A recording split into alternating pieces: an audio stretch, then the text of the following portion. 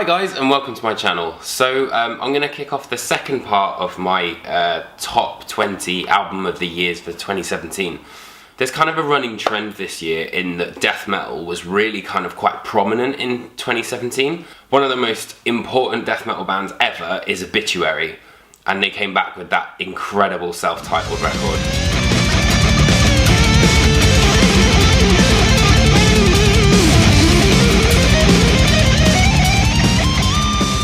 It's different from Inked in Blood, because Inked in Blood was great, but I feel like it was kind of a bit more groovy. And there are some songs which are groovy on there, like, you know, 10,000 Ways to Die, where it's like da, da, da, da, da, da, da, da, da.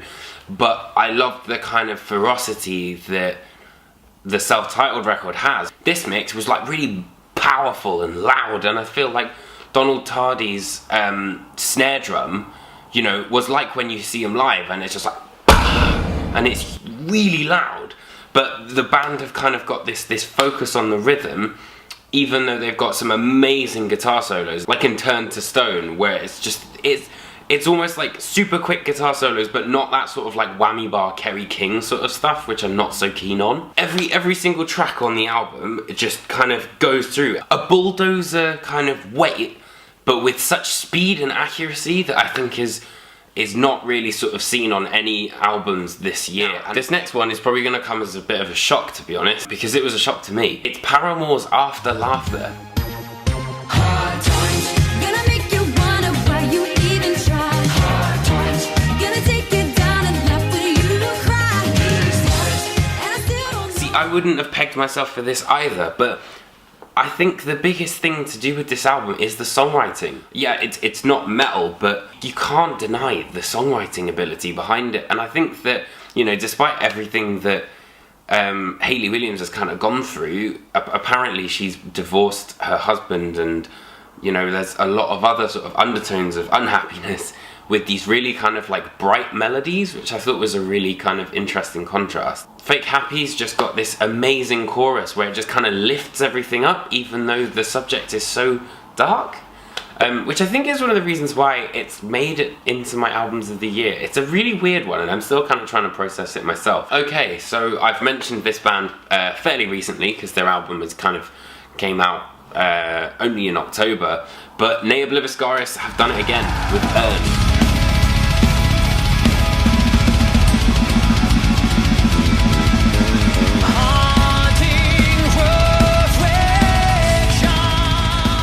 I don't know if you guys will agree with this, but I feel that it's everything that they had with Citadel, but tighter. They've trimmed the fat, they understand what they need and where they need it, and what they don't need.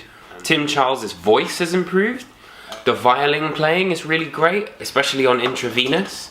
I think that they've kind of really nailed the sort of like guitar versus violin, and then the two kind of accompanying each other. The album flows so cohesively that it just acts as almost like it's one track.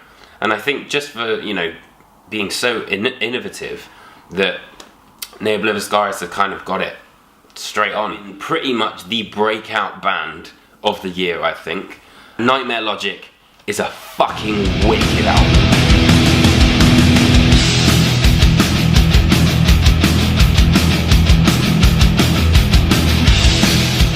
But Nightmare Logic is brilliant. You know, it's literally, it's embodying the entire 80s kind of vibe and the feel without sounding like a pastiche of like Slayer or Metallica or Megadeth or anything like that. You know, every kick drum, every fucking snare, every guitar line is there, and it's focused for a reason. I've heard a lot of people say, oh yeah, but they're just basically doing what they did in, you know, what the 80s did. And it's like, but they're not. Because it's an 80s sound, but it's also really new as well. And I like the fact that it's slightly dirty, but it's also polished as well. It's got character, but it's also paying homage to the classics. And I think that, you know, the world needs Power Trip. Honestly, if there's one album that anyone needs to listen to that they haven't heard this year, it's fucking Power Trip, man. To close out this segment, I'm going to be going back to a band that I think I reviewed like literally 2 weeks ago, which is Converge.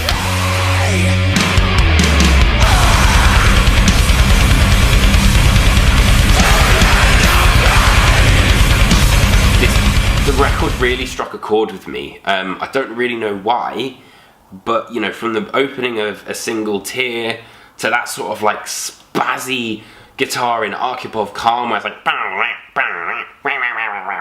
and it just, I don't know, there's just so much emotion in there. And I think that, you know, like the title track, The Dusk in Us, that 7-minute build up with that really slow guitar line, and then, you know, the end of Reptilian, where it's just like dum ba dum ba, and it's got this huge kind of, it's just got this weight to it. This is kind of the most comprehensive Converge record that they've released, and they don't sound like, oh, they're just doing another All We Love We Leave Behind, or another Jane Doe, or another No Heroes. You know, like, it feels like it has a purpose, and I think that it's kind of like they're growing up with their music, if that makes sense. A musical power to it, and also an emotional power to it. I think that's the best way to kind of describe it.